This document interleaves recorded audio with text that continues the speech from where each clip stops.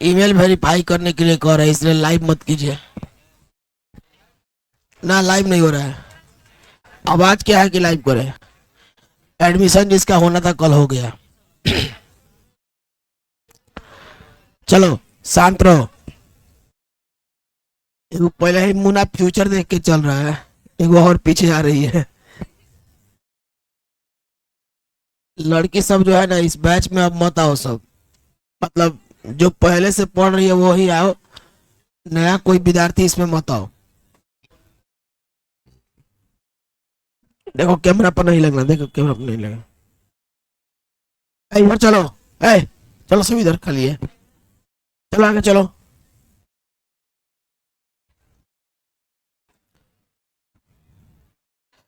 चलिए एक बार बीसीसी बना लेते हैं हम लोग।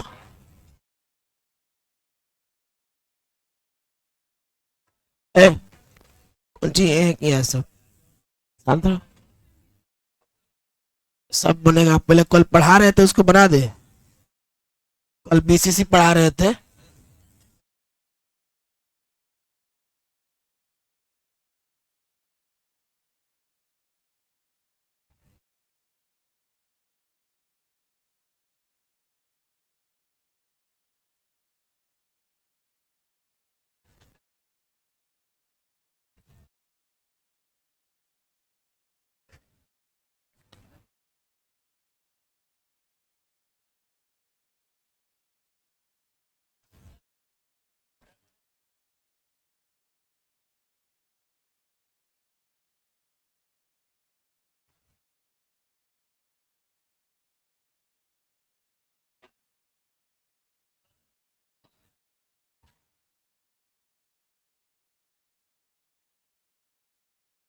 विद्यार्थी हाला नहीं करो।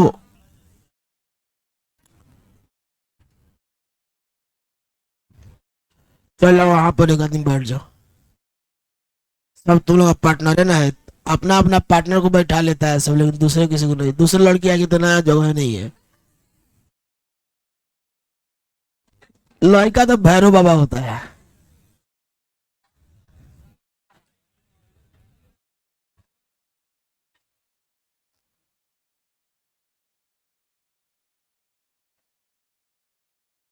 अब सूरत जो तारीफ का पात्र होगा उसी का किया जाएगा।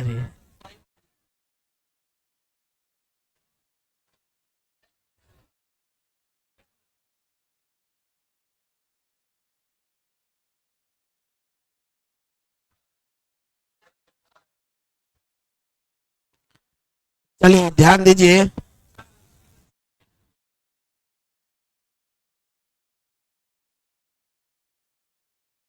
शांत रहो।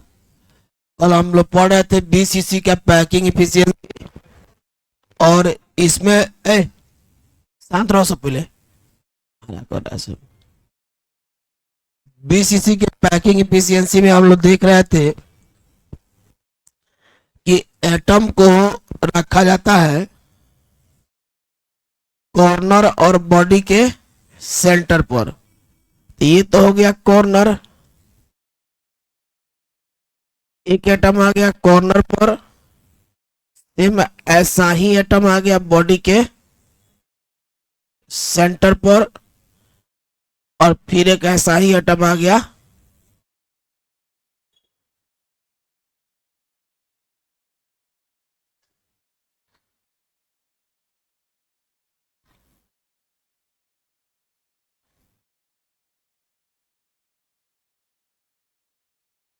कॉर्नर पर। इसी तरीके से ना एटम रखा गया था जी कल, नहीं बोल रहा है सब।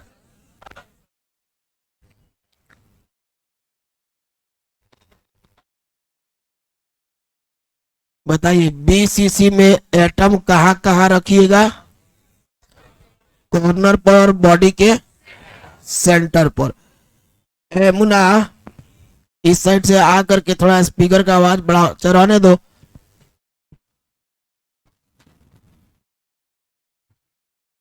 वही थोड़ा एक नंबर जो बटन है ना सबसे इधर वाला, उसको थोड़ा सा हल्का सा बढ़ाओ तो साउंड। सबसे इस साइड वाला, हाँ हल्का सा, थोड़ा सा ऊपर ऊपर करना, ऊपर और थोड़ा ऊपर, बस रहने दो। अब देखिए बहुत साउंड है, ध्यान दो। अभी यहाँ पर कह रहा है कि हम एक बीसीसी लिए हैं और इस बीसीसी में एटम को कॉर्नर पर और बॉडी के सेंटर पर रख दिए। आप सब लोग जानते थे, कल बताए भी थे, इसको हम मान लिए थे ए, इसको मान लिए थे सी, डी, ई, इसको एफ माने थे, जी और एच। आपको ये भी बताए थे, बात नहीं कीजिए, सेंटर से सरकमफ्रेंस की जो दूरी होती है इसको आर कहते हैं। फिर सरकमफ्रेंस से सेंटर की दूरी आर। फिर बाबू सेंटर से, ये बॉडी सेंटर है,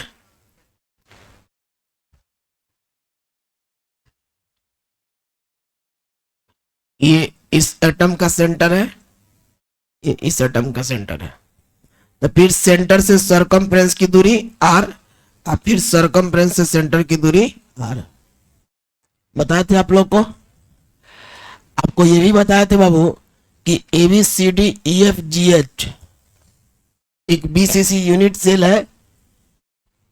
देखो ना, A B C D E F G H एक बीसीसी यूनिट सेल है और इसमें जो बीसीसी है यह एक क्यूब भी है, घन भी है। और एच क्या है, उस क्यूब का डायगोनल है, इस घन का भी कर्ण है कि नहीं है। इधर वाले भी देख लो एक बार, जिनको यहां से नहीं दिखाई देगा यहां देख लीजिएगा। A B C D E F G H एक बीसीसी यूनिट सेल है और आपको पता है कि यह एक क्यूब भी है।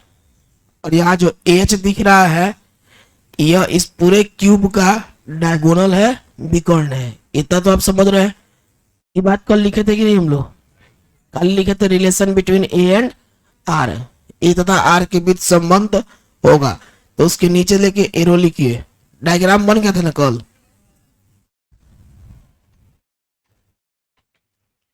लिखेंगे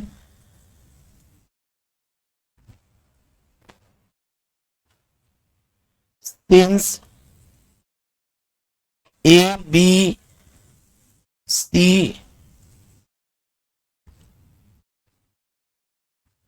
D E F G H is a BCC unit cell, बात नहीं कीजिए, which is a cube, which is a cube, वो आप बात नहीं करो। BCC unit cell which is a cube and H is the diagonal of this cube. H is the diagonal of this cube. H is the diagonal of this cube.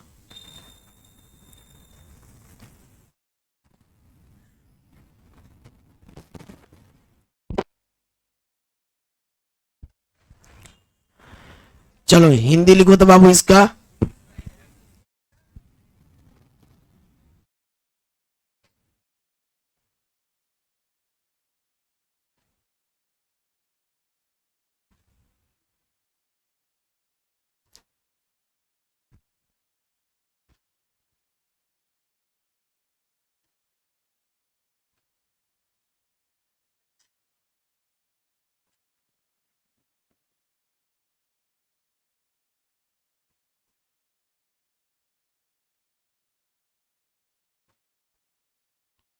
लिखा जाए अब,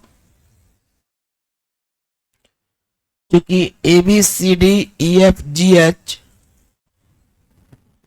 चूंकि A B C D E F G H एक BCC एकक कोष्टिका है, आगे चलो। A B C D E F G H एक बीसीसी एकक कोष्टिका है जो एक घन भी है, जो एक घन भी है तथा एच उस घन का विकर्ण है, तथा एच उस घन का विकर्ण है। चलिए बताइएगा, A B C D E F G H क्या है बाबू? क्यूब है, और एच जो है इस क्यूब का क्या है? विकर्ण है। अब बाबा बताओ, एच जो है अगर हम ऐसा लिखे कि ए एच डायगोनल ऑफ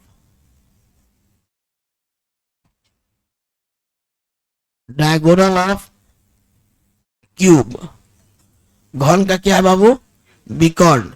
तो अगर आप ये भी तो लिख सकते हैं कि एच जो है अगर घन का विकर्ण है तो घन के विकर्ण का फॉर्मूला होता है √3a। ए क्या होता है? प्रत्येक किनारे की लंबाई। इसको भी मान लीजिएगा कहीं।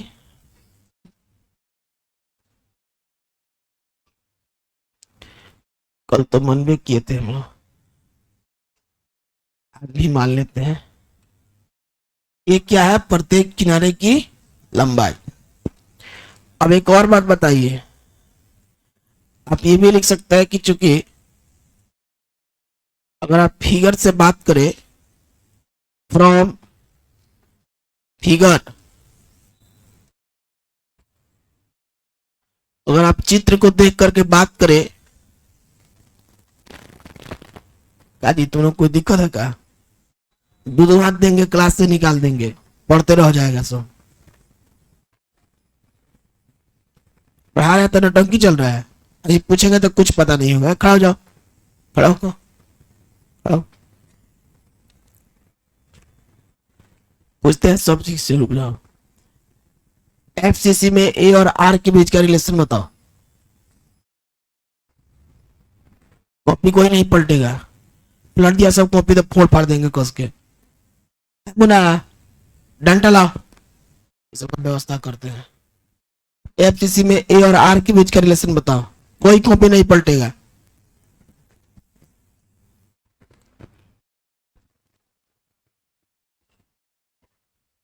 कहाँ है आप डंडा है?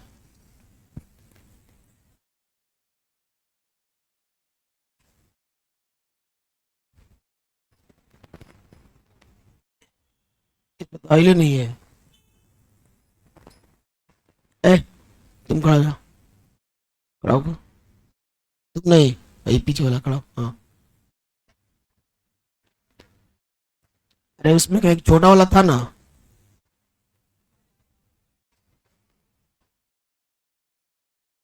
तुम बताओ, एफसीसी में पैकिंग फ्रैक्शन कितना होता है?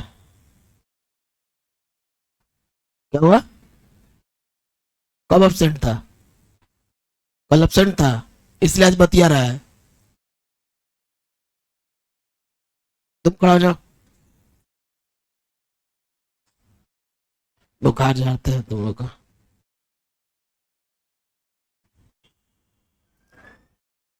एफसीसी का पैकिंग फ्रैक्शन कितना होता है?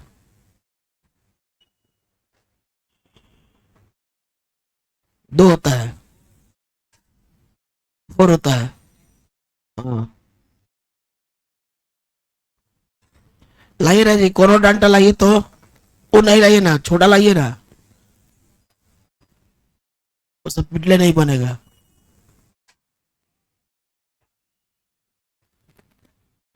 तोड़ कह दिए, कोई काम आ जाता।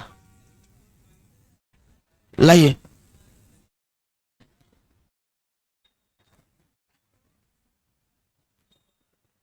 लाओ तो बाबू, डंटो लाओ तो।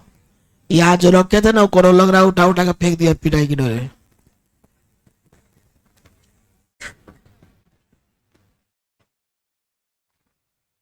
बोलो बोलो तो बाबू, कितना होगा पाई के टर्म में?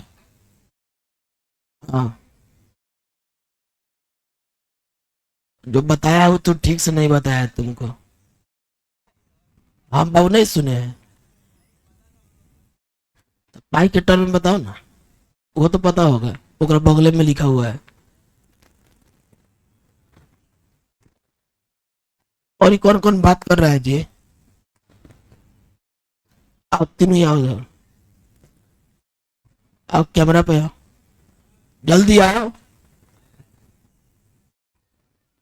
बस आओ, तुम लोग साइड हो जाओ, इस सबको बुखार झाड़ना जरूरी हो गया है। क्लास में हम पढ़ा रहे, सब हंसी मजाक कर रहा है। इधर आ जाओ, इधर आ जाओ, 1 मिनट के लिए स्टूल रहने दो। तुम लोग स्टूल छोड़ो ना, वो सब अपना तो कष्ट सह के आएगा। तुम लोग खाली अपना दे लेके इधर आ, इधर आ, चढ़ो, इस पर चढ़ो। क्लास में ये सब पढ़ाते समय हंसी मजाक कर रहा है। चलो, हंसी मजाक अलाउ नहीं है। भागो, चल। मुहा देंगे, साफ रिजल्ट नहीं आएगा तो। हाथ सीधा रखो, नहीं पकड़ेगा उसे। आओ, चल बार मार देंगे 1 मिनट का ना। और पढ़ते सब मजाक चल रहा है तुम लोग का। ए और आर के बीच रिलेशन क्या होता है? ए बराबर 2√2 आर। पढ़ के आओ, और फाड़ देंगे पीठ एकदम। नौटंकी चल रहा है, पढ़ाई चल रहा है। पढ़ाते समय किन्हों बतिया दे तो मार के मुंह आ देंगे एकदम। जितना पूछना है पूछिए, और नहीं पूछना है तो कोचिंग छोड़िए, दूसरा कोचिंग पकड़िए। हमको रिजल्ट चाहिए।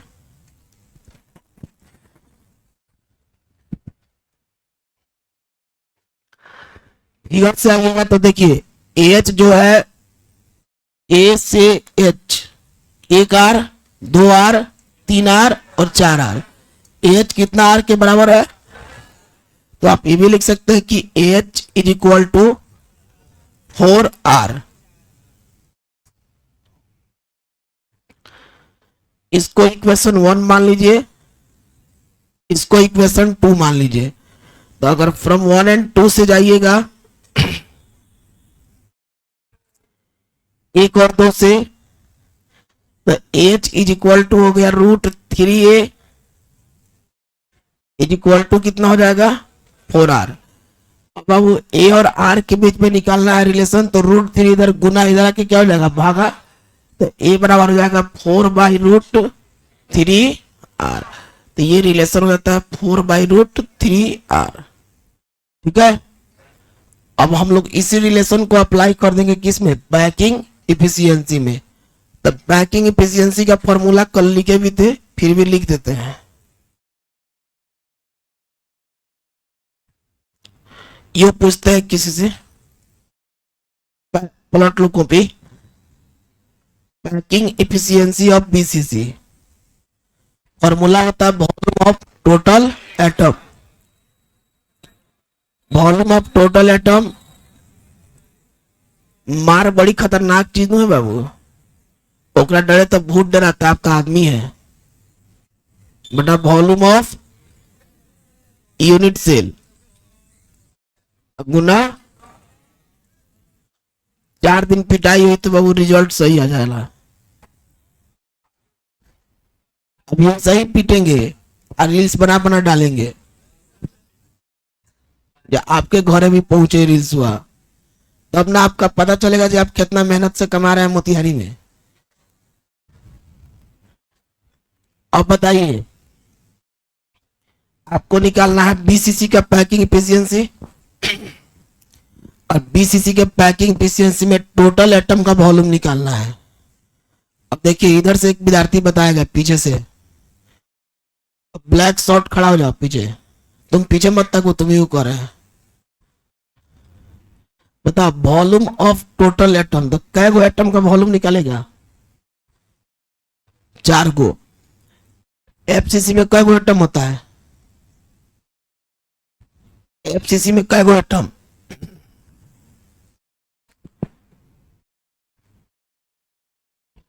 बीसीसी में कै गो एटम?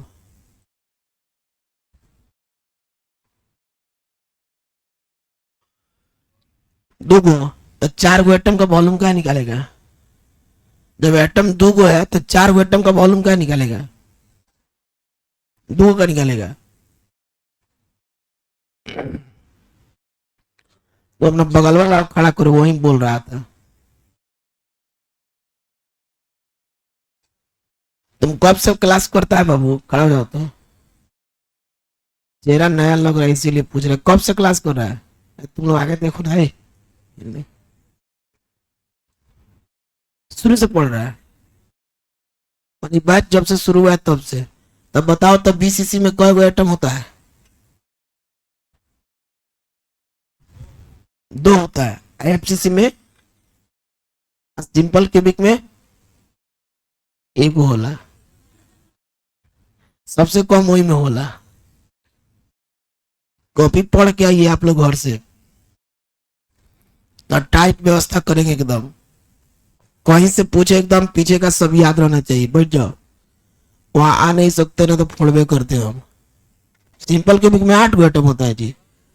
ये 8 कोनवा पर का उठा के बोल दिया है। 8 कोनवा पर 8वें हिस्सा ना रहता है वो कोना पर, 8 जगह का मिला के एक ना होता है। चलिए बताइए, कै गो आइटम का वॉल्यूम? बोलो सब। 2 आइटम का, क्योंकि बीसीसी में कितना आइटम होता है?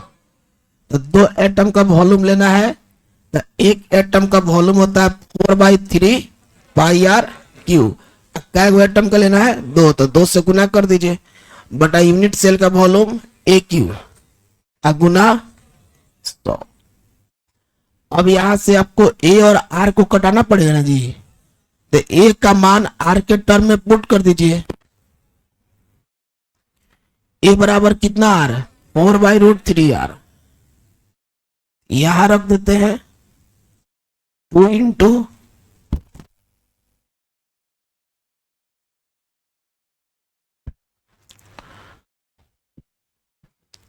4 इंटू पाई आर क्यू।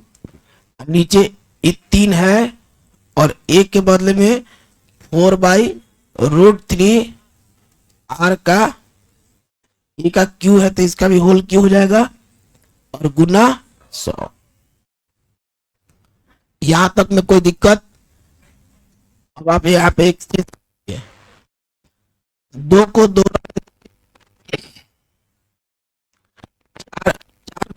4 छोड़ रहा है बात, 4 को 4 रहने दीजिए। पाई पाई है और आर क्यू जो है बाबू, इसको आर क्यू रहने दीजिए। और नीचे 3 है, 4 का क्यू 64 होता है, तो 64 हो गया। आर क्यू हो गया, तो आर क्यू हो गया। नीचे कितना है? √3 का क्यू। तो बाबू अरे नीचे √3 है ना, है तो √3 का क्यू को √3 कै बार? 3 बार। √3 इंटू √3 इंटू √3, तो 3 3 का 9 का √3 हो जाएगा। यहाँ पर बच गया √3, यानी कि 3√3। अब ये 3√3 नीचे वाला का बटा है, तो उलट के कहाँ चल जाएगा? ऊपर चल जाएगा। जो भी नीचे वाला का बटा रहता है वो कहाँ उलट के चल जाता है? ऊपर। तो ऊपर जाएगा तो ऊपर लिख देंगे 3√3 गुना पहले से कितना था? 100। अब इसको काटा जाए तो 4 दूनी 8, 8 अठाई 64। 3 से 3 कट जाएगा, आर क्यू से आर क्यू कट जाएगा। फाइनली कितना आ गया यहाँ पे? π√3/8 इंटू 8 है। कुछ बाकी नहीं ना है कटाने के लिए? कुछ छूटा तो नहीं ना है? चलिए, तो अगर आपको लिखना है, ध्यान दीजिए,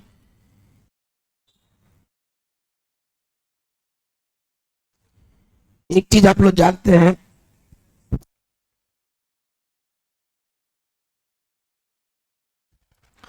पैकिंग फ्रैक्शन। क्या जानते हैं बाबू? Packing fraction. तो अगर आपको पैकिंग फ्रैक्शन लिखना है तो कितना हो गया? π√3/8, या इसको सॉल्व कीजिएगा तो 0.68 आएगा।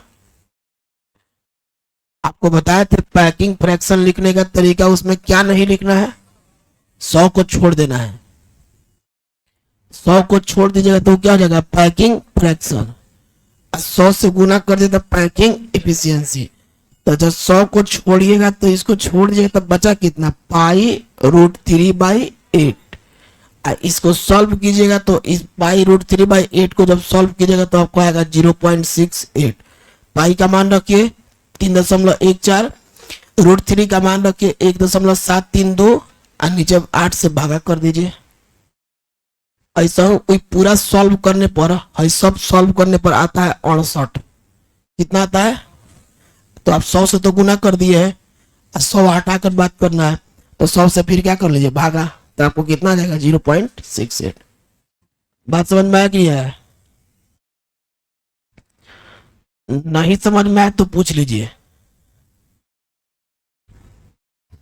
हमारी पैकिंग इफिशियंसी एक बार निकाल लें।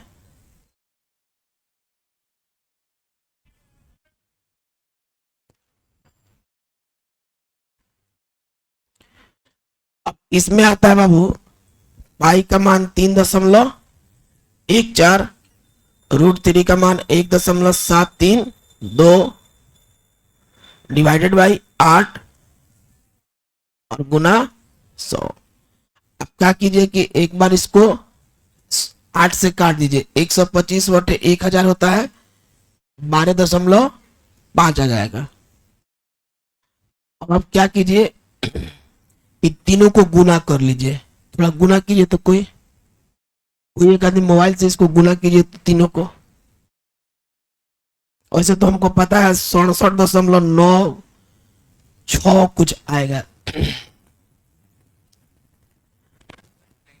67.98 आया है ना। अब बताइए 67.98 को यहाँ 9 के बाद एक बड़ा है, हो गया जी, सबका गुणा उतने आएगा। एक बार आ गया तब छोड़ दो सब। इसको लगभग आप लोग 68 लिख सकते हैं। आप बताइए बीसीसी में कितना परसेंट जगह भर गया है, 68% जगह भर जाता है। और बाबू जब हम इसका वॉइड स्पेस निकालेंगे, रिक्त स्थान, यही क्वेश्चन इस साल पूछा था 12th में, रिक्त स्थान पूछा था, तो 100 माइनस 68 बराबर 32%। तो इस तरह से आप बीसीसी का पैकिंग इफिशियंसी कैलकुलेट कर सकते हैं। कुछ पोर्शन कल पढ़ाई हो गया था, जो बाकी था उसको आज पढ़ा दिए हैं, जल्दी से नोट कीजिए। मोबाइल फोन साइलेंट रखिए, फोड़ देंगे फोन तो हमारा दोस्त नहीं।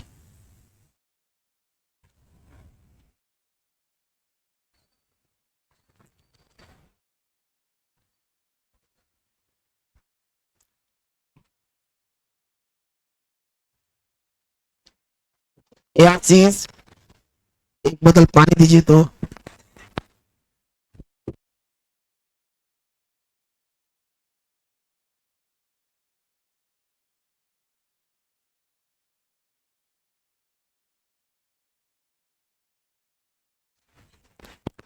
ऊपर कुछ नहीं बाबू, ऊपर वाला तुम्हें सब कुछ लिखा था यार। अच्छा।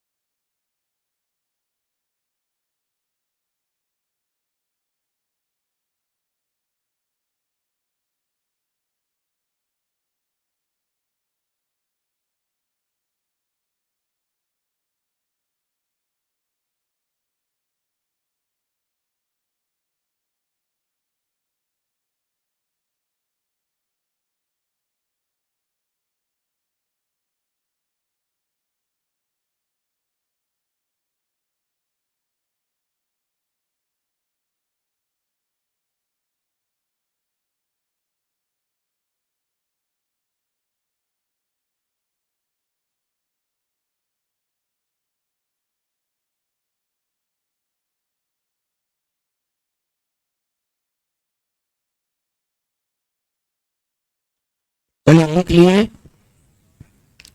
और जल्दी जल्दी लिखिए।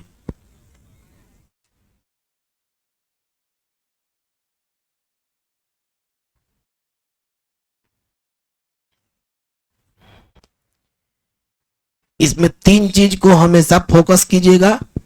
ए और आर के बीच का रिलेशन, पैकिंग एफिशिएंसी और वॉइड स्पेस, ये तीन चीजों को हमेशा मार्क करके रखिएगा। एक जगह हम सब समराइज कर दे रहे हैं ताकि आप ऑब्जेक्टिव क्वेश्चन आएगा तो आप आराम से बना लीजिएगा।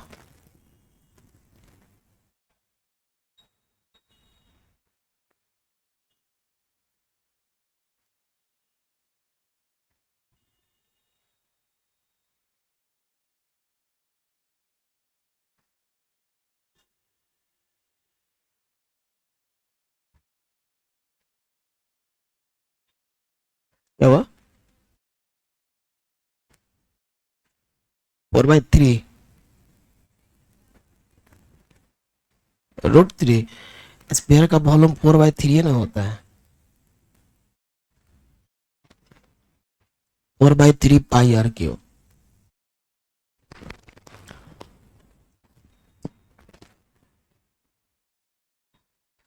चलिए लिख लिए।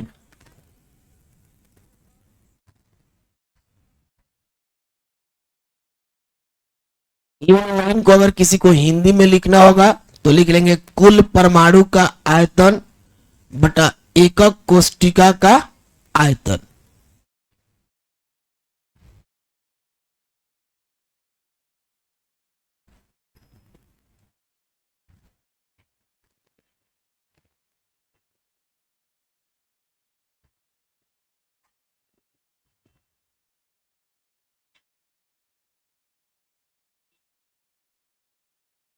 नीचे कर दे, तो बोलो ना, कौन दिक्कत थोड़े है। अपना बोर्ड है, अपना टाइम है।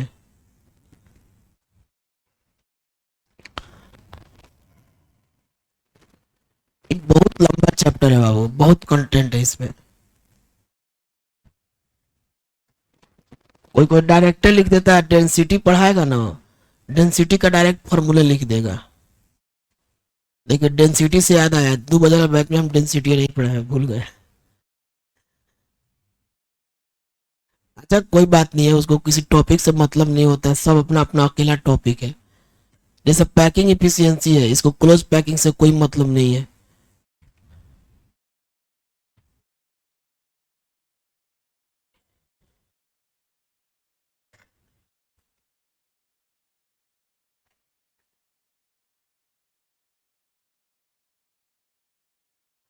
कम से कम काटना है तो अपना से देख देख के काट लो सब। वो देख देख के काट रहा है कि सर कौन सा कुछ को काटे हैं। तुम लोग किसी और को किसी और से काट दोगे तो क्या हो जाएगा, आंसर अलग थोड़ी आ जाएगा।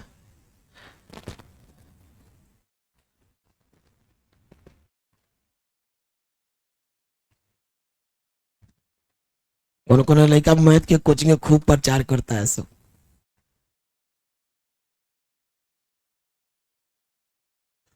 बोर्डे पर चल जा रहा है सब प्रचार करने। क्या बात है बाबू, जहाँ पढ़ रहे हैं अगर हमको अच्छा लगता है तो हमको बारे में बोलने में क्या दिक्कत है। कैमरा पर देखने की आदत नहीं है ना जी, मुंह में से बोलिए नहीं निकलेगा।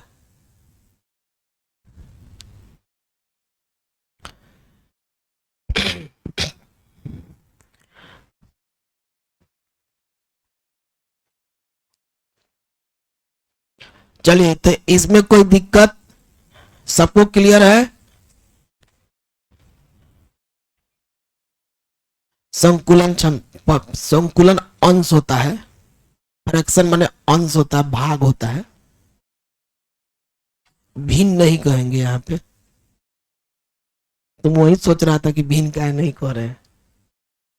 कहीं कहीं अलग अलग शब्दों के लिए अलग अलग अर्थ निकाला जाता है।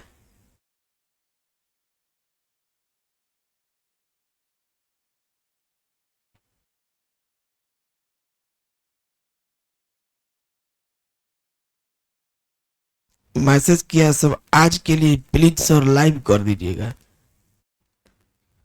आज के लिए तो हम नहीं करेंगे लाइव, क्या कि जो पढ़ा रहे वीडियो पहले से यूट्यूब पर है।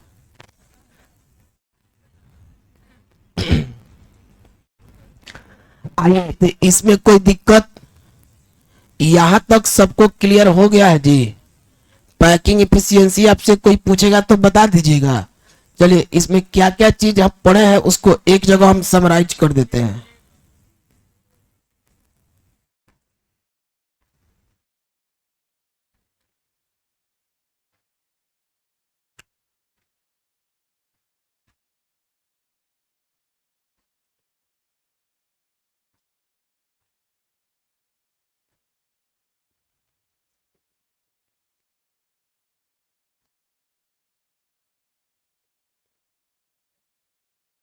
हटा रहे हैं इसको।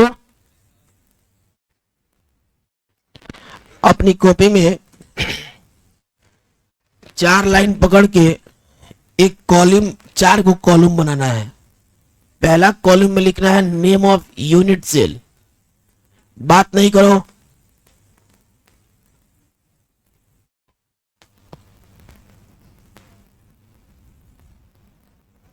सेकंड कॉलम में लिखना है रिलेशन बिटवीन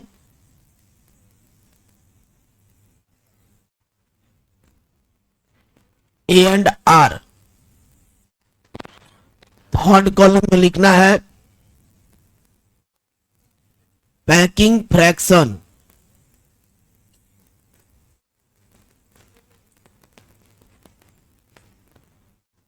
फोर्थ कॉलम में लिखना है पैकिंग इफिशियंसी। और पांचवा में लिखना है वॉइड स्पेस, खाली स्थान, रिक्त स्थान।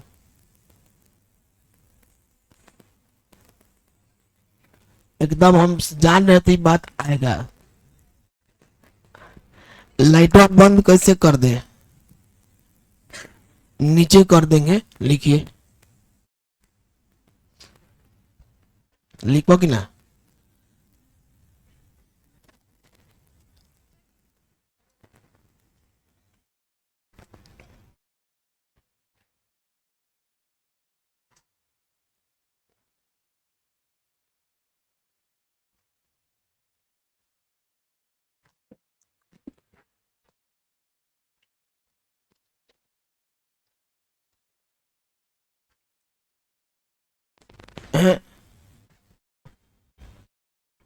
Relation between A and R, ये अलग है।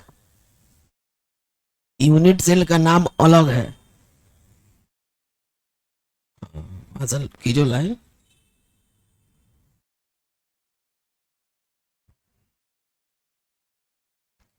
ए मने किनारे की लंबाई और आर मने एटम का रेडियस।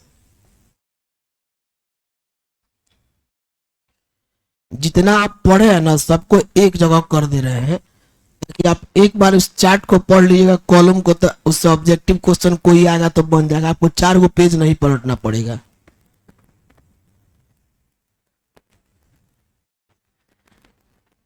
बहुत होशियार लग रहे हैं आप। आइए केमिस्ट्री पढ़ते हैं, ध्यान दीजिए।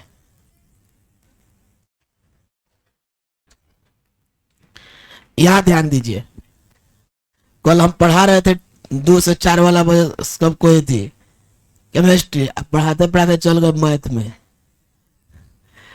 वो एक आया था कॉलम और रो क्लोज पैकिंग पढ़ा रहे थे, तो वही पर सब बात आ गया मैट्रिक्स का। मैट्रिक्स के बाद लगे नाम रखने कि मैट्रिक्स होता है उसमें कौन चीज, ट्रांसपोज मैट्रिक्स होता है, सिमेट्रिक मैट्रिक्स होता है, एसक्यू सिमेट्रिक होता है, इनवर्स मैट्रिक होता है, जीरो मैट्रिक्स होता है, आइडेंटिटी मैट्रिक्स होता है ना जी। इक्वालिटी ऑफ मैट्रिक्स होता है जिसमें रो और कॉलम के एलिमेंट्स क्या हो, बराबर हो, सेम हो, तो उसको क्या कहते हैं, equality of matrix. Addition of matrix, subtraction of matrix, multiplication of matrix होता है ना जी। लास्ट में आता है एलिमेंट्री ऑपरेशन ऑफ मैट्रिक्स। तो अब वो बताते बताते तुरंत चले गए सेट थ्योरी में।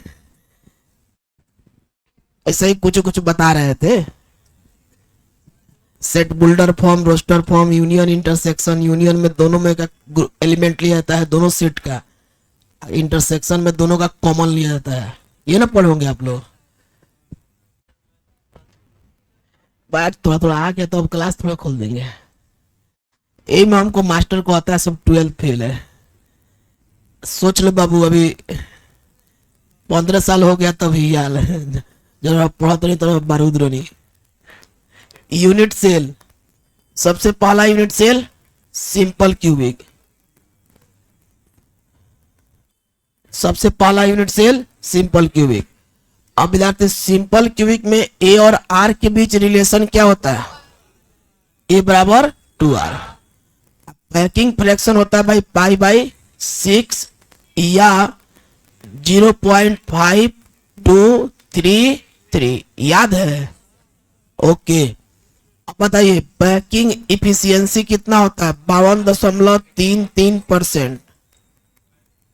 जरूरी नहीं है कि पैना खाली लेके सब पर गिरेगा, किसी पर गिर सकता है पैना। जब हम आपको इज्जत से आप रख के पढ़ा रहे हैं तो पीटने का भी मेरा अधिकार है। और पीटने हम लड़के सबको नहीं पीटेंगे, लड़की लोग भी पिटा जाएगी, इसलिए बहुत ध्यान दीजिए। 47.67%। ये तो हो गया सिंपल क्यूबिक का। इसके बाद बीसीसी का लिख दिया जाए। ए बराबर 4r/√3। एक चीज रुकिए, हमेशा बच्चा सब कंफ्यूज होता है कि 4r/√3 की √3r/4, क्या कि ऑप्शन में दोनों रहता है। तो आपको हमेशा याद रखिए कि बीसीसी मतलब होता है बॉडी सेंटर। क्या होता है? Body centre. बॉडी का सेंटर निकालने के लिए हम क्यूब के डायगोनल का प्रयोग करते हैं। क्यूब के डायगोनल में √3 ये होता है, यानी कि ए के साथ क्या रहेगा? √3। तो जब ए के जो अपोजिट साइड में जाएगा तो √3 बाटा में चल जाएगा। तो ये हमेशा याद रखिए कि ए के अपोजिट साइड में जब भी जाएगा तो √3 कहाँ रहेगा? बाटा में। फिर से एक बार समझाया क्या बोले हैं? कभी कभी ऑप्शन में इहो रहेगा 4r/√3, √3r/4। तो अगर आपको बनाने आता है तो सबसे सुपर हम तरीका आपको सिखाए हुए हैं। लेकिन अगर आप याद करके गए हैं और वहां पर मिस कर रहे हैं तो एक तरीका आपको याद रखना है। आपसे पूछ रहा है बॉडी सेंटर, तो बॉडी सेंटर की बात जब भी होती है तो बॉडी का सेंटर निकालने के लिए हम पूरे बॉडी का डायगोनल यूज करते हैं। बॉडी माने क्यूब, तो क्यूब का डायगोनल यूज कीजिएगा तो उसका फॉर्मूला क्या होता है? √3 है, यानी कि ए के साथ √3 है। तो जब बराबर के इस तरफ जाएगा तो √3 भागा हो जाएगा, यानी कि जब जब भी ए के अपोजिट साइड में √3 रहेगा तो भागा में दिखेगा। तो भागा में दिखेगा ये रहा। तो थोड़ा सा इस चीजों को दिमाग में रखिएगा, तो कंफ्यूजन अगर होता भी है तब भी गलती होने का चांस कम रहेगा। अब यहाँ पर बाबू अभी हम लोग देखते π√3/8, या इसी को कहते हैं 0.68, या ये आपको इफिशियंसी होगा 68%। और वॉइड स्पेस की बात करें तो 32%। कोई दिक्कत? अब आइए एफसीसी की बात करते हैं।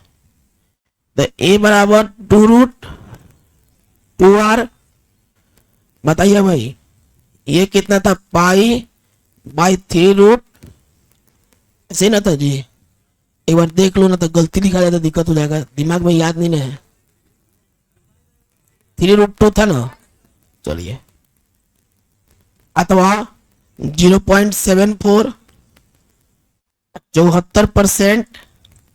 और ये कितना था बाबू? 26%। तो ये सब आप अपनी कॉपी में 1 नंबर 2 नंबर 3 नंबर दे करके लिख लीजिए।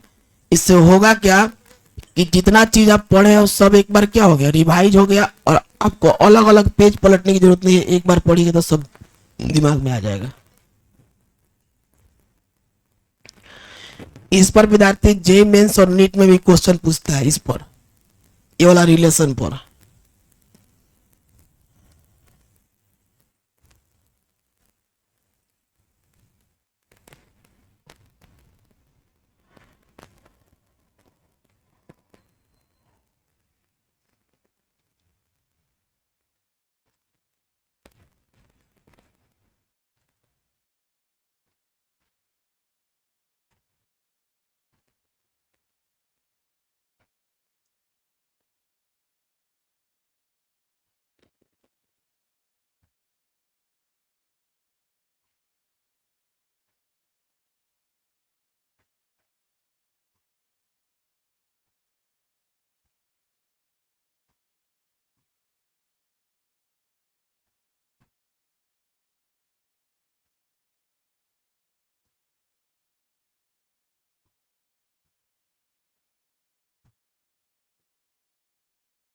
एग्जाम में कभी भी अपना कॉपी पूरा नहीं दिखाया जाता है।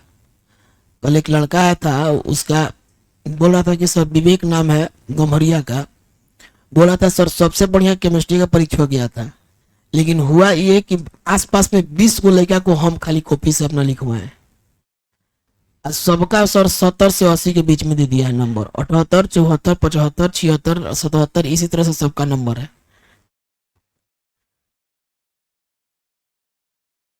हम बार बार कहते हैं बाबू, ये कॉपी अपना किसी को 100% मत दिखाइए, बीच का एक दो क्वेश्चन दिखा भी दीजिए, तो शुरू का क्वेश्चन और लास्ट का क्वेश्चन कभी भी किसी को मत दिखाइए, कितना बड़ा का ही तो उस चलते होता क्या ना कि अगर तुम्हारे पहले उसकी कॉपी चेक हो गई तो वो हो जाएगा कि वो लिखा है, तुम देख के लिखा है, तो उसके चक्कर में जब पूरा हो बहु कॉपी मिलने लगता है ना, तो जब 3-4 को कॉपी सीरियल से जाता है, कॉपी सीरियल से जाएगा। अब देखिए वो होता क्या है कि आप देखिएगा, अगर इंटर की परीक्षा में आपका नाम सोनू है तो आपके आसपास में खाली सोनू नाम का लड़का होगा, आपके आगे भी सोनू होगा, आपके पीछे भी सोनू होगा, इस तरह से आता है। हम तो बाबू दिए एग्जाम, मेरे इंटर के एग्जाम में मेरा रोल कोड था MS कॉलेज का 34,004 और रोल नंबर था 10,441 इंटर का। तो हम लोग तुर्कोलिया हाई स्कूल में एग्जाम देने जाते थे, तब मेरे 4-5 डेस्क आगे तक सोनू सोनू सोनू, अब 4-5 डेस्क पीछे तक सोनू। इसमें होता क्या बाबू, आप इंटर में होता है कि आप एक कॉलेज से जाते हैं, तो जब कॉलेज से जाते हैं तो कॉलेज में बहुत जगह के बच्चे आते हैं, उसमें एक नाम वाले कई बच्चे होते हैं, तो जब लेटर से उठा करके रोल नंबर बनाता है तो नाम वाला बच्चा जब मैच करता है तो मैक्सिमम केस में आगे 3-4 केस में आपके नाम के आगे नाम के पीछे एक के नाम से होगा। कॉपी भी आपका चेक होने जाएगा तो उसी तरह से जाता है, सीरियल में जाता है। अब कॉपी आप चीट कराए हैं तो 2-3 को कॉपी जब लगातार मैच करेगा तो क्या कहेगा, सब देख के लिखा है, सबको एक ही बराबर बैठा दो। जो चेक करा उसके पास दिमाग नहीं है, उसके पास भी दिमाग है, आपसे ज्यादा है तभी वहां जाके बैठा है।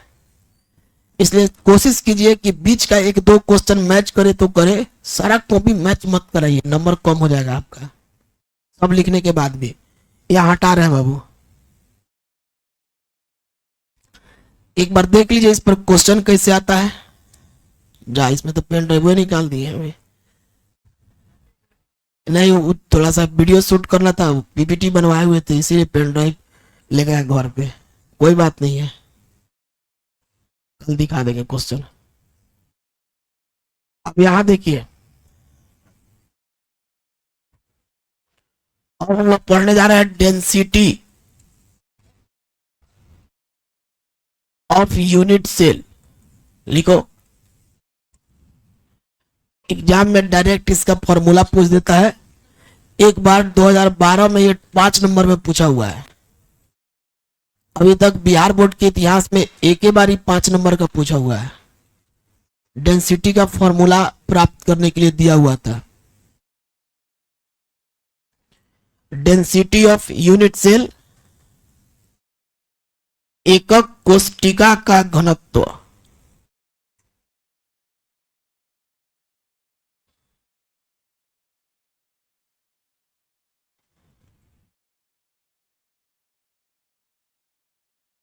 एकक कोशिका का घनत्व। चलिए बुआ, समझते हैं कि यूनिट सेल की डेंसिटी क्या होती है, एकक कोशिका का घनत्व क्या होता है। काफी इजी चीज है, समझिएगा, एक बार में समझ में आ जाएगा। सबसे पहले हम लोग क्या करते हैं, डेंसिटी का फॉर्मूला लिखते हैं। हेडिंग डाल दिए सब कोई, यहां लिख रहा है डेंसिटी ऑफ यूनिट सेल। अब आपके मन में चलेगा सर ऊपर कुछ जगह छोड़ दिए, नीचे आप फॉर्मूला लिख रहे हैं, ये बताइए हम ऊपर से बनाना शुरू करें तो हम ही ना बनाएंगे, आपको कुछ बुझाएगा। हम पहले डेंसिटी का फॉर्मूला लिख देते हैं, अब फॉर्मूला लिखेंगे तो हमको पता चलेगा कि हमारे पास क्या है और क्या नहीं है। जो नहीं है उसको खोज के लाएंगे और जो होगा उसको फॉर्मूला में पुट कर देंगे। अब खोज कर लाने के लिए ऊपर जगह छोड़वे किए, वही में जगह में खोजा जाएगा। तो अब देखिए डेंसिटी ऑफ यूनिट सेल, आप लोग बताइए डेंसिटी का फॉर्मूला क्या होता है। मास बाई, आप किसका डेंसिटी निकाल रहे हैं, तो मास किसका लीजिएगा, वॉल्यूम किसका लीजिएगा, पक्का। तो आप लिखिएगा mass of unit cell, mass of unit cell. अगर कोई विद्यार्थी हिंदी में लिखते हैं तो उनको कहेंगे एकक कोष्टिका का द्रव्यमान बटा volume of unit cell, volume of unit cell. तो चलिए आइए एक बार अब हम लोग यूनिट सेल बना लिया जाए और उसका मास निकाला जाए और उसका वॉल्यूम निकाला जाए। और मास और वॉल्यूम निकाल के जब यहाँ रख दिया जाएगा तो क्या निकल जाएगा, निकल जाएगा। तो पहले क्या निकालना होगा, मास। और उसके लिए पहले हम लोग को क्या चाहिए, नहीं बोल रहा है सब, न समझ में आए तो पूछो, समझ में आए तो हम पूछ रहे हैं तो बोलो। क्या निकालना है हम लोगों को, डेंसिटी निकालने के लिए क्या चाहिए, मास और किसका, तो पहले यूनिट सेल रहेगा तब ना मास और वॉल्यूम निकालेंगे। तो सबसे पहले क्या मानना पड़ेगा, ऊपर उसके लिए जगह है, आओ पहले यूनिट सेल मानते हैं। हमने एक यूनिट सेल लिया, कौन सा यूनिट सेल, बीसीसी की एफसीसी की कौन सा, अच्छा कितने लोगों का मानना है कि सिंपल क्यूबिक लेंगे, हम लोग थोड़ा हाथ उठाइए तो, सिंपल क्यूबिक लेंगे, ऐसे कितने लोगों का मानना है, खड़ा हो जा, क्या है सिंपल क्यूबिक लेंगे,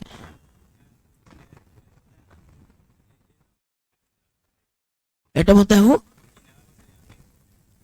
जिस पर रहेगा तो डेंसिटी नहीं मिलेगा, खाली किनारा पर कि खाली कोना पर, तो खाली कोना पर रहने वाला का ही डेंसिटी निकलेगा कि फेसों पर एटम रहे उसका भी डेंसिटी निकाल सकते हैं।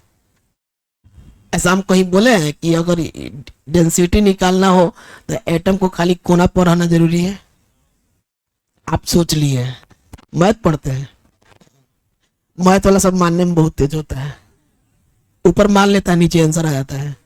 बैठो। और कोई विद्यार्थी है जिनको लग रहा है कि हम सिंपल क्यूबिक ही लेंगे, हम क्यों सिंपल क्यूबिक लेंगे, हम तो कह रहे हैं यूनिट सेल का निकालो। तो आप बोलिए कि सर आप एक जनरल यूनिट सेल लीजिए जो सिंपल क्यूबिक भी हो सकता है, एफसीसी भी हो सकता है, बीसीसी भी हो सकता है। क्योंकि हम बात कर रहे हैं यूनिट सेल के डेंसिटी का, तो यूनिट सेल तो कई तरह का है ना जी, तो इसलिए हम कोई पार्टिकुलर यूनिट सेल नहीं लेंगे, हम एक जनरल यूनिट सेल ले लेंगे। अब बताइए अगर हम जनरल यूनिट सेल लेंगे तो इसमें एटम की संख्या कै गो लेंगे, ए गो कि दू गो कि चार गो कि एन गो, एन गो का है क्या कि अभी नाम फिक्स नहीं है, तो एटम की संख्या को कैसे फिक्स कर दें, इसलिए हम मान लेंगे कि इसमें एटम की संख्या कै गो है, एन है। अगर उसी का नाम रख दिया जाएगा सिंपल क्यूबिक तो एन का मान 1 हो जाएगा, नाम रख दिया जाएगा बीसीसी तो एन का मान 2 हो जाएगा, नाम रख दिया जाएगा एफसीसी तो एन का मान 4 हो जाएगा। जब तक नाम फिक्स नहीं है तब तक हम एटम की संख्या कितना मानेंगे, एन। समझ में आ रहा बात,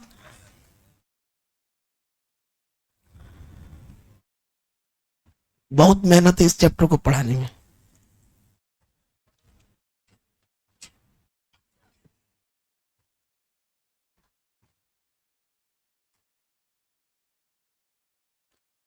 हम एक कोई जनरल यूनिट से ले रहे हैं,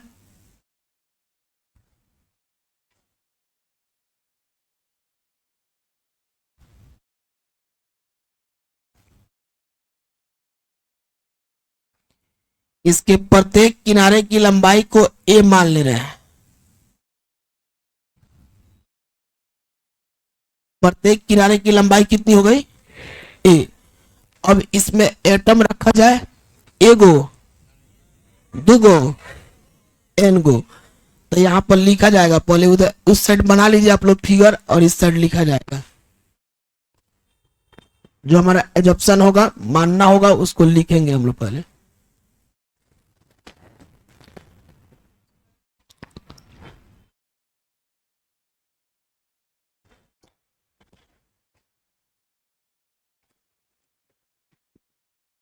लिख लिए,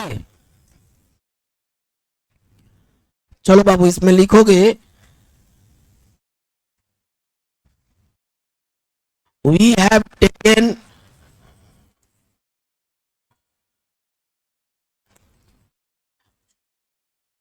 A unit cell whose edge length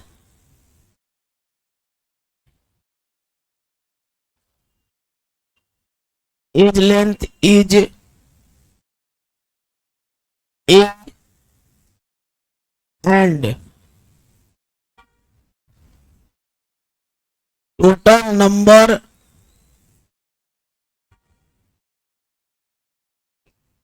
number of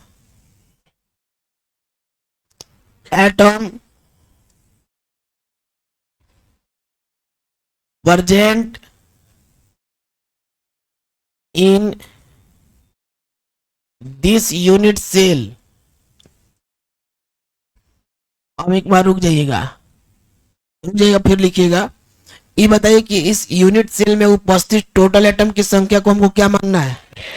तो हम n मान के बनाएंगे तब भी आ जाएगा, x मान के बनाएंगे, y मान के बनाएंगे और z मान के बनाएंगे तब।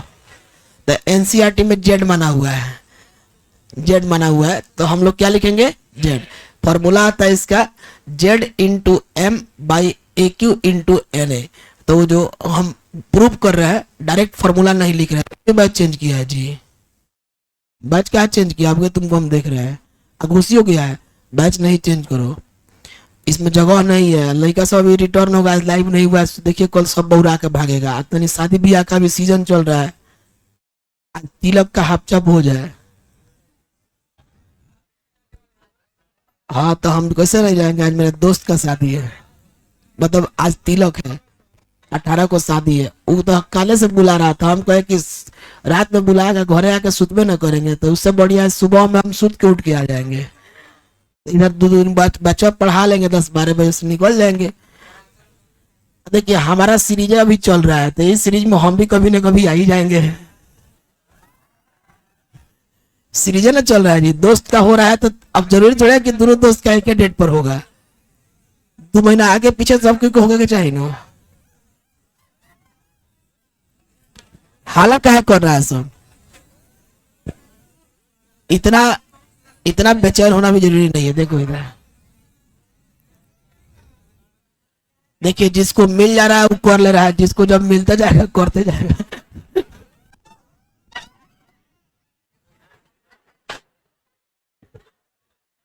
देख रही सबको, तू कहां से लोक है बाबू, तू हमरा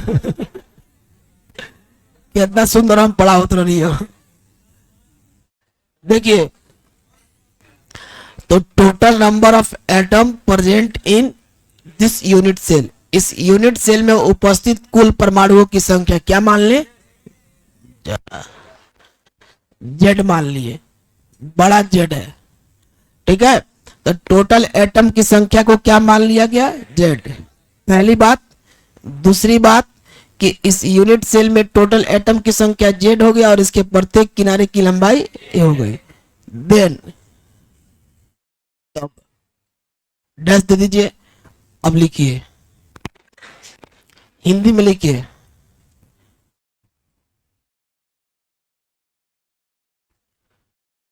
हमने एक एकक कोष्टिका लिया, हमने एक एकक कोष्टिका लिया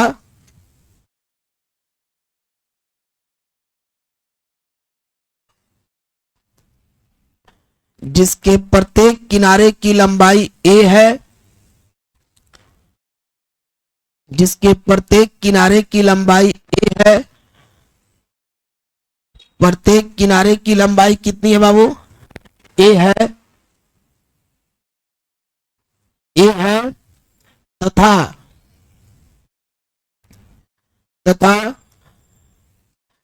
उसमें उपस्थित कुल परमाणुओं की संख्या, उसमें उपस्थित कुल परमाणुओं की संख्या, कुल परमाणुओं की संख्या जेड है, जेड है। अब यहां पर सब कोई ध्यान दीजिएगा, हम एक जनरल यूनिट सेल ले लिए हैं और इस जनरल यूनिट सेल में जो एटम उपस्थित है, इस एटम्स की संख्या कितना मान लिए है? और बताइए इस एटम का कुछ ना कुछ अपना मास होगा कि नहीं होगा? वो मास अगर ग्राम में लिखा जाए, सबको ध्यान से देखिए, यह जो एटम यहां पर माने हुए हैं, कोई ना कोई एटम होगा, लाइक मैग्नीशियम हो सकता है, सोडियम हो सकता है, पोटेशियम हो सकता है, कुछ ना कुछ तो होबे करेगा। तो उस एटम का अपना कुछ ना कुछ मास होगा कि नहीं होगा? अगर मान लीजिए मैग्नीशियम में होगा तो उसका मास 24 ग्राम होगा, बोलो। अगर मान लो बाबू सोडियम में होगा तो इसका मास 23 ग्राम होगा। तो यहाँ कोई भी अगर एक एटम है तो एटम का कुछ ना कुछ मास होगा, तो उसका मास मान लीजिए m है। क्या मान लीजिए? m, क्योंकि यहाँ पर नाम तो फिक्स नहीं ना है कि हम मास 23-24 मान ले।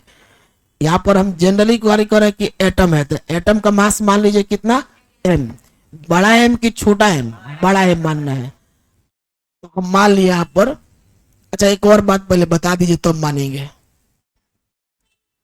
अगेन अगेन मैंने पुनः, लेट, ये बताइए अगर कोई एटम है यहाँ पर, मान लीजिए एक्स नाम का कोई एटम है और इसका मास m ग्राम है, कितना है? तो ये एक एटम का मास है कि एक मोल एटम का मास है? पढ़े आप लोग, जब भी मास ग्राम में रहता है तो वह एक मोल का मास होता है, और एक का मास हम लोग मोल ग्राम में नहीं लिखकर किस में लिखते हैं? AMU। एक का मास को एटॉमिक मास कहते हैं, एक मोल के मास को मोलर मास कहते हैं। पढ़े थे आप लोग? तो एटॉमिक मास को हमेशा AMU में लिखते हैं, एटॉमिक मास यूनिट, और मोलर मास को हमेशा एक मोल के मास को ग्राम में लिखते हैं। तो ये बताइए कि अगर m ग्राम लिखेंगे तो मोलर मास कहलाएगा या एटॉमिक मास कहलाएगा? Molar mass. तो मोलर मास मतलब एक का मास की एक मोल का मास है। तो यहाँ पर हम मान रहे हैं क्योंकि हमारा मास, देखिए देखिए बता रहे हैं, क्वेश्चन में जब भी मास देता है तो ग्राम में देता है। किस में देता है? और आपके बुक में भी मास ग्राम में लेके बनाया हुआ है, तो इसलिए हम भी मास किस में मान के बना रहे हैं? ग्राम में। तो let molar mass, molar mass, molar mass का मतलब होता है मास ऑफ 1 मोल। कोई भी चीज अगर 1 मोल हो तो उसका जो वजन होगा, मास होगा, वही मास क्या कहलाता है? इधर जैसे पेन है, ठीक है, कै गो पेन है? अब ऐसा ही पेन गिनो, कै गो पेन गिनो? तो 6.022 इंटू 10 का पावर 23। अगर ऐसा तुम 12 गो पेन गिन दोगे तो क्या इसको 1 दर्जन पेन कह सकते हैं? तो जैसे 12 गो पेन गिनोगे तो 1 दर्जन कहलाएगा, वैसे ही तुम 6.022 इंटू 10 का पावर 23 अगर गिन देते हो तो इसको हम लोग 1 मोल कहते हैं। तो सबसे पहले आप वही बताइए कि 1 मोल में जो संख्या होगी, 1 मोल में जो संख्या होगी वह एक होगी कि 6.022 इंटू 10 का पावर 23 होगी? तो आज के बाद जब भी हम कहेंगे 1 मोल, तो 1 मोल का मतलब आप एगो समझिएगा कि 1 से ज्यादा। जैसे 1 दर्जन में एगो नहीं समझते हैं, 12 गो समझते हैं, वैसे ही 1 मोल जब बोलेंगे तो वहां हम टोटल संख्या 6.022 इंटू 10 का पावर 23 समझेंगे। अब मान लीजिए पेन कै गो है? ऐसा ही पेन अगर हम इतना गिन देते इसको कितना मोल पेन कहेंगे? तो 1 मोल एक एगो दिखेगा, बहुत सारा दिखेगा। उस बहुत सारा को उठा करके वजन कर दीजिए, वजन, तो उसका मास आएगा कि नहीं आएगा कुछ? तो जो मास आएगा वो एगो पेन का मास है कि 1 मोल पेन का मास है? तो उसको पेन का मास नहीं कहिएगा, पेन का मोलर मास कहिएगा, क्योंकि वो एक मोल पेन ना तोला है, तो उसको कहेंगे मोलर मास। जब भी कोई भी चीज की संख्या दी 1 मोल हो और 1 मोल को तौलने पे जो मास आता है उसको क्या कहते हैं? Molar mass. तो यहाँ हम लोग क्या मान रहे हैं? Molar mass. तो मोलर मास का मतलब 1 एटम का मास की 1 मोल एटम का मास, और 1 मोल का मतलब एगो की 1 से ज्यादा। कितने लोग नहीं समझ पाए? हाथ उठाइए। सब लोग समझ गए? इस 11th में आप लोग पढ़े हुए हैं, लेकिन बहुआ यूज हो रहा है तो सोचे कि एक बार रिपीट कर दे तो सबको समझ में आएगा। तो लेट मोलर मास ब्रैकेट में मास of 1 mole, molar mass of atom बराबर m।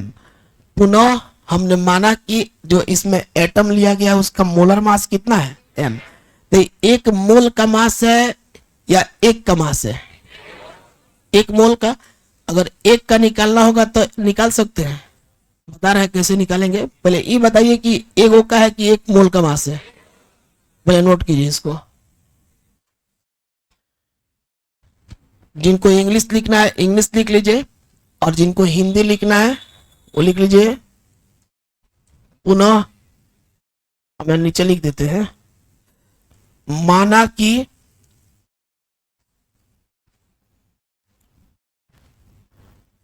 परमाणु का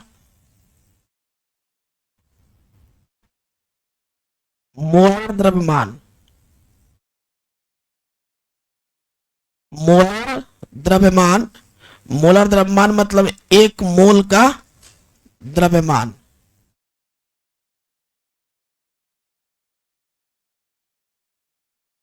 बराबर m।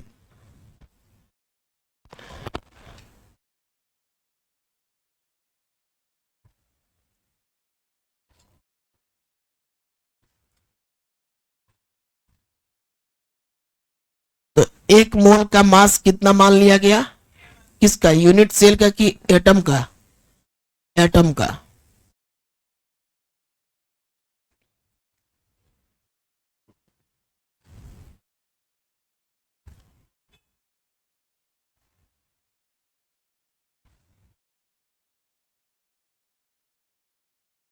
हो गया। थोड़ा फास्ट लिखो बाबू, समय कम है, 10 मिनट समय बचा है, 5 मिनट। लिख लिया इसको। चलिए एक चीज ध्यान दीजिएगा, इसको हटा रहे 1 मिनट के लिए। अगर आपसे पूछा जाए कि एक दर्जन पेन का दाम 36 रुपया है, तो एक पेन का दाम बताओ। एक, रुको पहले, बारे कहाँ से ले लो, हाँ तोरे से पूछे, टेंशन ना लो। एक दर्जन पेन का दाम 36 रुपया, तो एक पेन का दाम निकालिएगा तो 36/1 दर्जन, ये ना होगा। तो 36/1 तो 36 रुपया ना हो गया।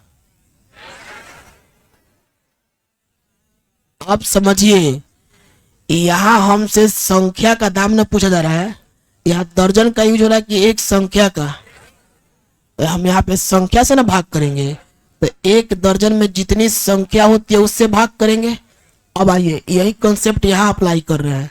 अगर एक मोल एटम का मास, अगर एक मोल एटम का मास m है, एक मोल एटम का मास क्या है, हम माने हुए हैं कि मोलर मास कितना है, m है।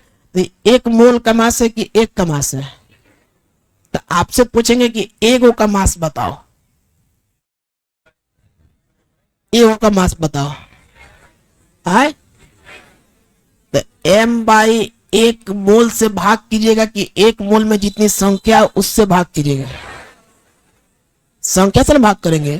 तो एक मोल में कितनी संख्या होता है, संजोग से इसी को अवगाद्रो नंबर कहते हैं। तो m/n हो जाएगा कितने एटम का मास, समझ में आ गया। तो यहां पर हम लोग इसको लिखेंगे, क्या लिखेंगे कि चूंकि एक मोल का मास कितना है, m है, इसलिए एक एटम का मास m/n होगा। लिख सकते हैं, लिखिए यहाँ पे, since mass of 1 mole atom bracket में 6.022 into 10⁻23 atom is equal to m। पहले रुक जाओ, 1 मिनट रुक जाओ, बाद में लिखना, 1 मिनट रुक जाओ। क्योंकि एक मोल एटम का 2 बार हो गया, कोई दिक्कत नहीं है, बड़ी कची है, इनमें से हट जाता है हटाने पर। आप लोग फाड़ के फेंक दीजिए। मास of 1 mole atom, 1 mole atom का मतलब कितना एटम, 6.022 इंटू 10⁻23 एटम, बराबर कितना हो जाएगा। अब बताइए, जब 1 मोल का मास मालूम है तो इसलिए मास ऑफ 1 एटम। अब आपके मन में चल रहा है कि सर 1 एटम का मास आप क्यों निकाल रहे हैं। जब आपको 1 मोल का मास पता है तो 1 एटम का मास आप क्यों निकाल रहे हैं। देखिए समझाते हैं। मान लीजिए वो कोनो झोला वाला दिख रहा है क्या, ये तो मुनुआ का झोला है। देखिए मुना का झोला है।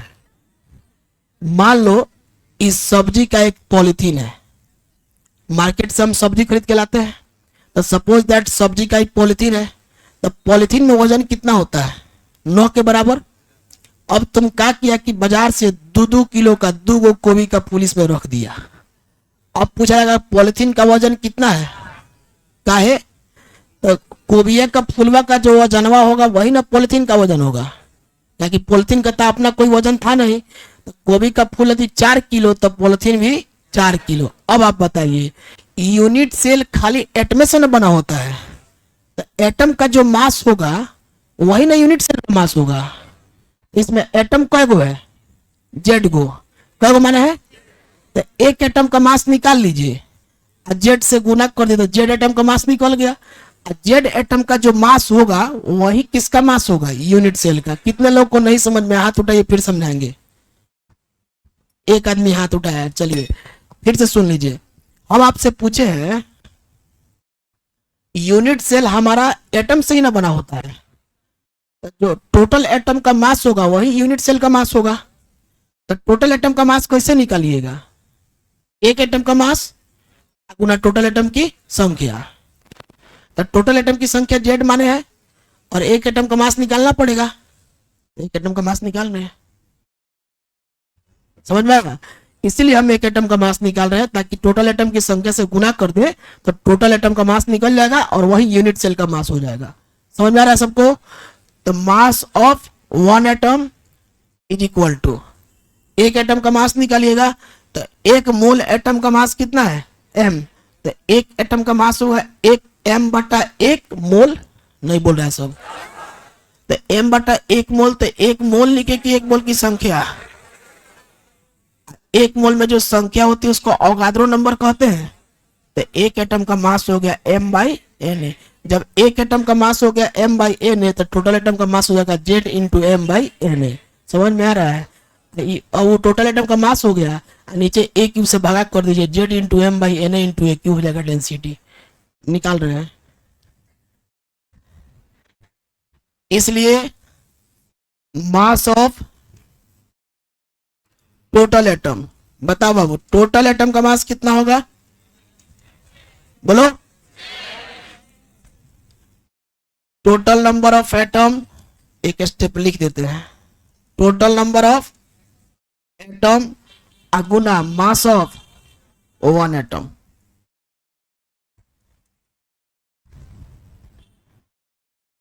कह रहा है कि टोटल एटम का मास कितना होगा, तो कह रहा है कि total number of atom into mass of 1 atom. तो अब आप बताइए, इसलिए mass of total atom is equal to, total atom की संख्या कितना माने जेड, और 1 एटम का मास कितना है m इंटू एन ए। तो कितना आ गया, जेड इंटू m/na आ गया। ये कितने एटम का मास हो गया, 1 एटम का मास हो गया। अब हम लोगों को क्या करना है, टोटल एटम का, टोटल एटम का मास निकल गया। अब आप यूनिट सेल का वॉल्यूम निकालिए, किसका वॉल्यूम, यूनिट सेल का, तो निकाल लो, थोड़ा नीचे कर दो, वॉल्यूम ऑफ यूनिट सेल। बताइए यूनिट सेल आपका क्यूब के रूप में है तो वॉल्यूम कितना हो जाएगा, a क्यूब हो जाएगा। अब बताइए यहां आप लिख सकते हैं, एक चीज यहां पे लिख दीजिएगा,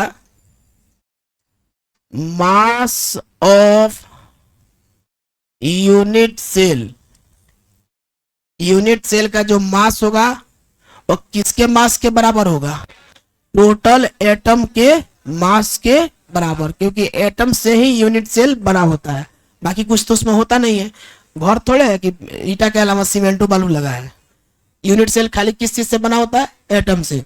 तो यूनिट सेल का जो मास होगा वो मास ऑफ टोटल एटम के बराबर होगा, मास ऑफ टोटल एटम। और टोटल एटम का मास कितना है? Z into M by N, ये ना हुआ है। तो यूनिट सेल का मास निकल गया, बोलो ना जी, यूनिट सेल का वॉल्यूम निकल गया।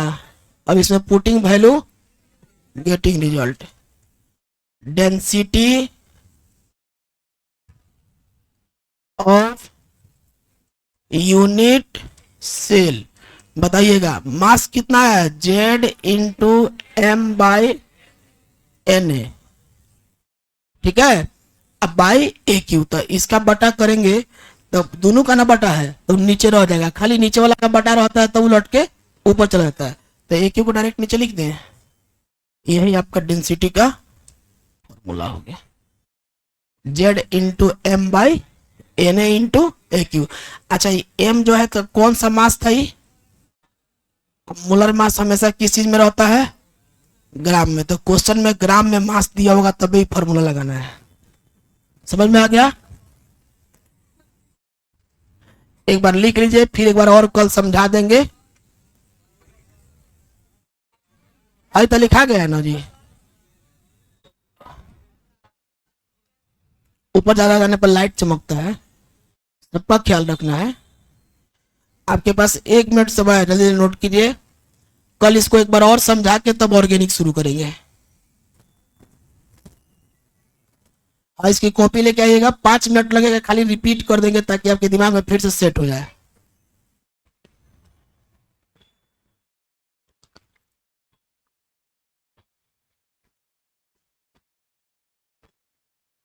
छुट्टी के समय बेंच पर पैर रख के मत निकलिए, इसके बाद भी बैच रहता है और बच्चों को बैठने में दिक्कत होती है। अन्यथा पकड़े जाने पर 1100 रुपये जुर्माना होगा।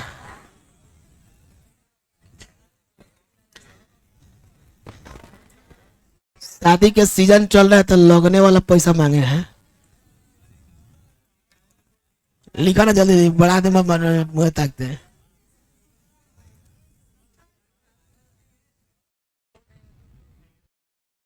जल्दी लिखो, फास्ट लिखो, क्या जल्दी?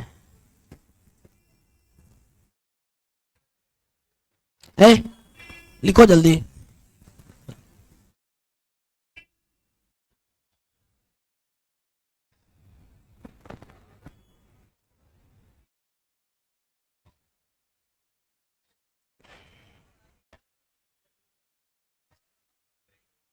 शांत होके लिखिए।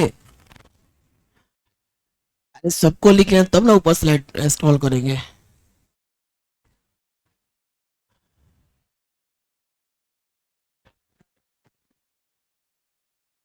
एकदम मुंह बंद करके रखिए। हम एक एक मिनट पे ऊपर स्क्रॉल करेंगे, लिख लीजिएगा। अब एक लाइन नीचे इसके हिले है।